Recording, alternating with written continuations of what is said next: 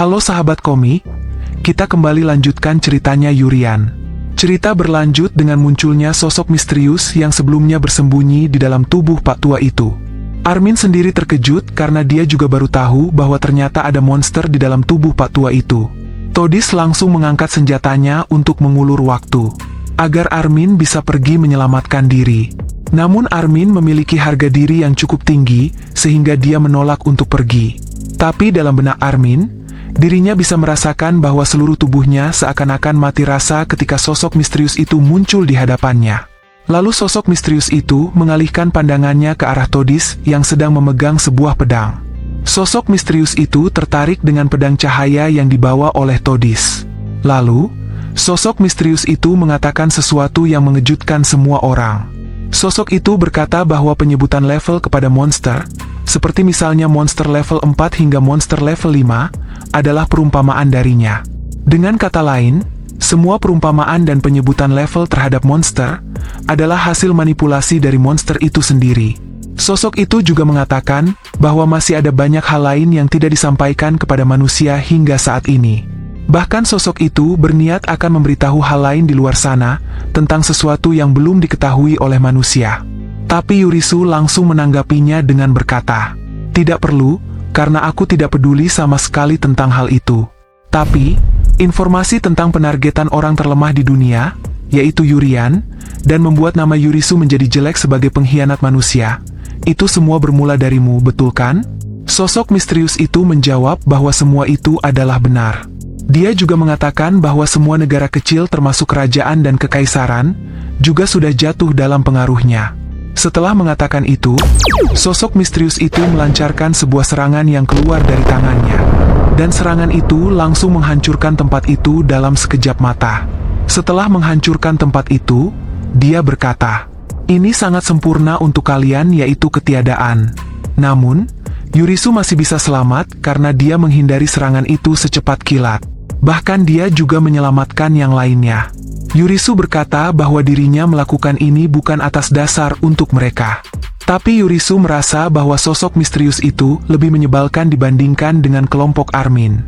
Mendengar ucapan Yurisu, Armin dan Todis langsung terharu dan merasa beruntung bisa diselamatkan oleh Yurisu. Tapi setelahnya, entah kenapa Yurisu mengalami luka yang misterius. Dan itu langsung membuat Todis dan juga Armin merasa khawatir. Yurisu bisa merasakan tingkat serangan itu. Yurisu langsung menyadari bahwa serangan itu sama besarnya dengan serangan racun yang terbuat dari darah monster. Sangat mematikan. Di sisi yang lain, sosok itu merasa heran karena bagaimanapun juga, Yurisu masih terlihat baik-baik saja dengan luka seperti itu. Padahal setahu dia, Yurisu sama sekali tidak terlihat memiliki kekuatan dari seorang pahlawan. Karena merasa kesal dengan Yurisu, sosok itu pun mengeluarkan serangan kedua. Dan serangan itu dia beri nama serangan kehancuran ketiga. Serangan itu menimbulkan efek yang sangat besar hingga muncul sesuatu di hadapan Yurisu dan juga Todis serta Armin. Menurut Armin, sesuatu itu adalah sungai kematian yang memiliki bau yang sangat busuk. Bau busuk itu bisa memenuhi udara hingga disebut sebagai kabut kematian. Efeknya, semua makhluk hidup langsung mati dalam sekejap dan langit berubah menjadi hitam. Tidak lama kemudian, sosok itu kembali melancarkan serangan yang dia beri nama serangan kehancuran keempat. Muncul sesuatu dari atas langit, dan sesuatu itu langsung mengarah ke arah Armin dan Todis. Tapi Yurisu tidak tinggal diam. Dia langsung menggunakan pedang kehancurannya. Dan dalam sekejap mata, semua efek negatif di area itu langsung menghilang. Kejadian ini langsung membuat Armin terdiam. Kembali ke lokasi Yurisu di mana dia bergerak secepat kilat ke arah sosok itu. Yurisu berkata, "Berhentilah membawa rudal ke dunia pedang sihir ini. Kau seharusnya tidak boleh membawa teknologi seperti itu ke dunia ini." Setelah mengatakan itu, Yurisu melancarkan serangan pedang kehancuran. Dan serangan itu langsung melesat hingga membuat sebagian tubuh lawannya menghilang. Armin yang melihatnya langsung terkejut karena ternyata Yurisu bisa mengimbangi sosok misterius yang sangat kuat itu. Kembali ke tempat sosok misterius yang saat ini berhasil pulih dan mengembalikan tubuhnya yang lenyap. Sosok itu berkata, "Kau memiliki kekuatan yang tidak biasa. Kau pasti berasal dari dunia lain, iya kan? Apakah Dewi Hersia itu yang mengirimmu kemari?" Yurisu menanggapi ucapannya dan berkata, Iya benar. Dia adalah wanita yang sama sekali tidak mendengarkan penjelasanku hingga akhir. Dan dia langsung mengirimku begitu saja. Dan kekuatanku berasal dari pemberian wanita itu. Mendengar obrolan ini, Todis dan juga Armin langsung terkejut. Mereka terkejut karena baru menyadari tentang kekuatan Yurisu yang berasal dari Dewi Hersia. Itu adalah kekuatan di atas monster level 5, meski tanpa diberkahi kekuatan pahlawan. Sangat berkarismatik dan unik. Sosok yang seharusnya menjadi panutan manusia, serta harapan bagi manusia. Begitulah pandangan Armin terhadap Yurisu saat ini. Todis mulai merasa khawatir karena selama ini, dirinya sudah salah karena menargetkan Yurisu sebagai musuh mereka. Kembali ke tempat sosok misterius itu. Dia berkata bahwa Dewi Hersia itu ingin menghancurkan dunia ini.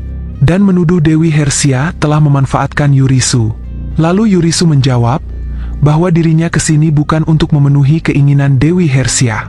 Tidak menghancurkan dunia ini dan tidak juga menyelamatkan manusia. Yurisu berkata bahwa dia kesini hanya untuk menikmati kehidupannya dengan menyembunyikan kekuatan aslinya. Sosok itu menanggapi bahwa Yurisu memiliki tujuan yang sangat konyol. Karena kesal, Yurisu mendekat dan berkata bahwa dia kesini hanya untuk menyelamatkan siapa saja yang Yurisu inginkan. Bukan berarti itu adalah menyelamatkan semua manusia. Sosok itu langsung tertawa karena ucapan Yurisu barusan. Karena itu juga berarti bahwa Yurisu bisa juga menyelamatkan monster. Menurutnya, hal seperti itu terlalu sombong untuk seorang manusia seperti Yurisu. Lalu Yurisu berkata, "Kenapa? Apa kau juga ingin kuselamatkan? Itu bisa saja jika kau mau menjadi anjing kecil yang lucu. Jika kau mau, maka aku akan pertimbangkan." Ucapan Yurisu barusan langsung membuat sosok itu murka karena tidak terima. Mereka berdua, baik sosok itu dan juga Yurisu, langsung mengeluarkan aura yang sama kuatnya. Aura itu membuat Armin merasa ketakutan, hingga dia seperti akan hancur berkeping-keping dibuatnya. Kembali ke tempat sosok misterius di mana dia melancarkan serangan terhadap Yurisu. Awalnya sosok itu tertawa senang. Tapi dalam sekejap mata, area di sekitar kembali normal dari efek negatif dan sosok itu sudah jatuh ke tanah. Lalu sosok itu berkata, "Hersia, kau sudah mengirim makhluk sekuat itu ke dunia ini. Apakah kau masih ingin mengatakan tentang tatanan ekosistem dunia ini? Manusia yang kau sayangi itu, pasti akan dihancurkan oleh dewa kami. Jangan senang dulu karena tidak peduli apa yang kau lakukan, kau tetap akan hancur. Kekuatan hero dan juga yang berhubungan, akan dikorbankan untuk mengunci monster level 5. Dan tidak lama lagi, dia akan bangkit.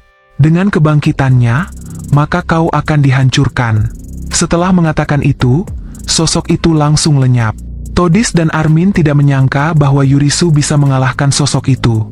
Tapi Yurisu menjawab bahwa sosok itu belum kalah dan belum lenyap sepenuhnya. Menurut Yurisu, tubuh asli dari sosok itu masih ada di suatu tempat yang belum diketahui. Lalu setelahnya, Yurisu dikejutkan dengan tingkah laku dari Armin, Todis dan juga pemimpin pasukan rahasia. Mereka menganggap bahwa Yurisu bukan lagi pengkhianat manusia, melainkan harapan bagi manusia. Pemimpin pasukan rahasia itu berkata bahwa dia rela mengorbankan 2 orang di sampingnya untuk menebus kesalahpahaman ini. Lalu Yurisu berkata bahwa dirinya tidak memihak siapapun. Dia hanya ingin melindungi siapa saja yang ingin dia lindungi. Yurisu juga berkata bahwa dirinya juga pernah menghabisi manusia demi menyelamatkan manusia yang lainnya. Armin semakin terkesan dengan Yurisu, karena menurutnya, orang jahat pantas untuk diadili, dan orang baik memang pantas untuk dilindungi. Karena Armin dan Todis merasa dirinya sudah berbuat jahat, akhirnya mereka berencana mengakhiri hidupnya untuk menebus kesalahannya.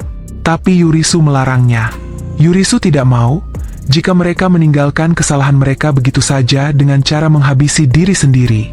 Lalu Armin berkata, "Lalu bagaimana caranya agar kami bisa menebus kesalahan kami?" Lalu Yurisu berkata, "Bukankah makhluk itu berkata bahwa monster level 5 akan muncul? Jadi, kau seharusnya bisa melindungi orang lain ketika monster itu muncul. Lindungi orang lain sebisa yang kau lakukan. Kau harus fokus dalam hal pengembangan bakat. Aku melihat anak-anak muda yang berbakat di sekitar sini. Mendidik anak-anak seperti mereka tanpa melihat status dan latar belakangnya, itu adalah tugas dari orang dewasa seperti kalian." Mendengar ucapan itu, Armin langsung paham dengan maksudnya. Dia berjanji akan berusaha keras untuk mendidik anak-anak berbakat tanpa memandang status dan latar belakangnya. Setelah itu, Yurisu kembali mengatakan sesuatu yang intinya adalah agar nama Yurian tidak mencolok. Yurisu mengatakan bahwa anak bernama Yurian tidaklah spesial seperti yang dirumorkan.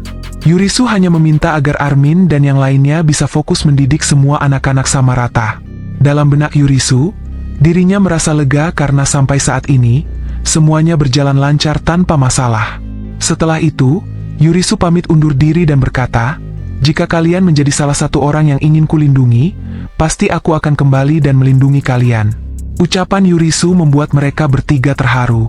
Mereka berkata, "Iya, kami akan berusaha mencapai posisi di mana kami sangat pantas mendapatkan perlindungan darimu Yurisu." Dan saking senangnya, Armin langsung memukul Todis dan berkata bahwa mereka bertiga adalah orang spesial karena diizinkan memanggil Yurisu dengan panggilan Yurisu. Armin juga berencana akan menggelar pertemuan internasional untuk mengatakan yang sebenarnya dan berjanji akan berjuang untuk manusia. Sementara itu, dalam benak pemimpin pasukan rahasia, misi dari pasukan rahasia akan berakhir sampai di sini saja. Karena kedepannya akan banyak hal yang berubah. Tapi yang membuat dirinya bertanya-tanya adalah, kenapa para immortal yang sebelumnya dipanggil, tidak kunjung datang sampai sekarang? Pindah di lokasi para immortal. Si Chris menunjukkan sebuah kotak kepada dua temannya.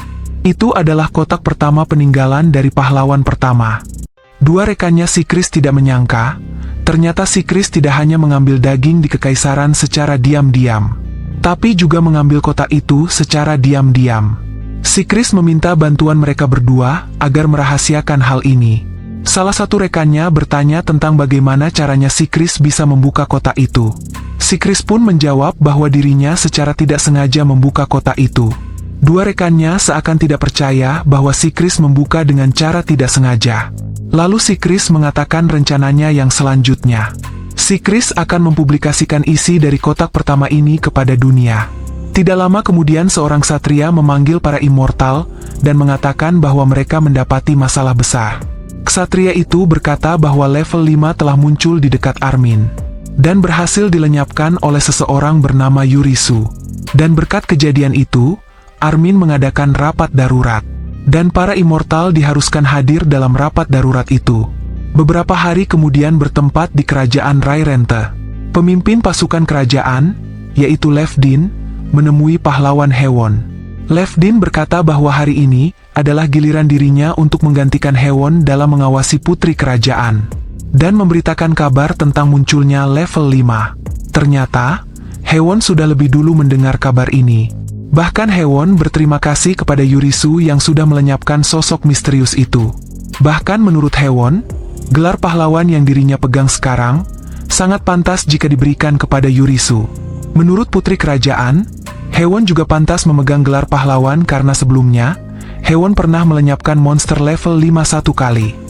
Lalu Levdin memberitahu Hewon bahwa Hewon harus hadir dalam rapat darurat yang akan diadakan di kerajaan ini 3 hari lagi. Hewon pun menanggapinya dan menyerahkan penjagaan putri kepada Levdin. Pindah di lokasi Kekaisaran Bahan.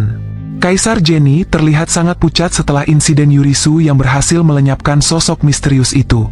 Bawahannya juga menyampaikan bahwa negara dewa mengubah pandangan mereka terhadap Yurisu.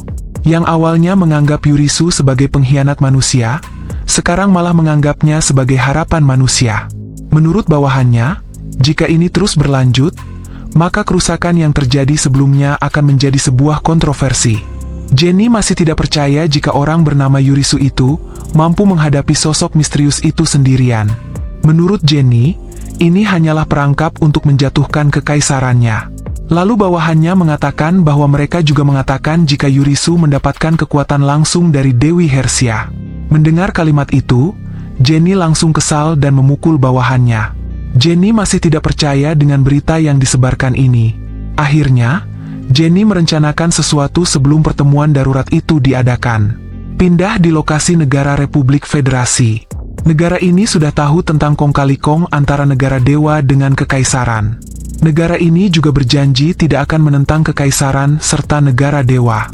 Sebagai imbalannya negara ini mendapatkan otoritas penuh atas tentara aliansi dunia. Lalu sekarang, berita tentang munculnya level 5 sampai ke negara ini. Menurut Galdor, Menteri Dalam Negeri, runtuhnya kekaisaran dan negara dewa tinggal menunggu waktu saja. Chiron, wakil pemimpin negara ini berpendapat bahwa kedua negara itu, yaitu kekaisaran dan juga negara dewa, harus bertanggung jawab atas kerugian yang mereka sebabkan. Itron, pemimpin negara ini mengatakan, bahwa saat pertemuan darurat nanti, dirinya ingin menyatakan bahwa setiap negara harus menyatakan perang kepada monster. Sin pindah ke suatu tempat di hutan yang lebat, tepatnya di hutan sihir. Terlihat, sosok misterius yang sedang duduk santai sambil berkata, "Sebentar lagi, Anda akan bangkit. Lihatlah baik-baik Dewi, para manusia kesayanganmu akan kami hancurkan." Sin pindah di lokasi Dewi Hersia di mana para spirit yang hebat sudah berkumpul. Namun, ada sedikit ketegangan antara spirit api yaitu Al, dengan spirit angin yaitu Wai. Di tengah-tengah ketegangan ini, spirit air yaitu In, mencoba untuk menenangkan mereka berdua. Dan yang berwarna hitam ini adalah spirit kegelapan, yaitu Pir. Lalu Dewi Hersia membahas soal monster level 5 yang dikabarkan akan bangkit kembali dan akan menghancurkan dunia. Dewi menanyakan apakah para spirit bersedia berpihak kepada manusia? Al, spirit api, dia bersedia melakukan apapun selama itu adalah perintah dari Dewi Hersia. Wayu, spirit angin, hanya bersedia melindungi dua pria saja, yaitu Riki dan Guru Ryunbi. In, spirit air, dia mengatakan bahwa dia juga bersedia membantu manusia. Sementara Pir, spirit kegelapan berkata bahwa dia akan berada di pihak monster untuk menjaga kestabilan tatanan ekosistem dunia. Menurut Pir, tidak adil jika semuanya membantu dan memihak manusia.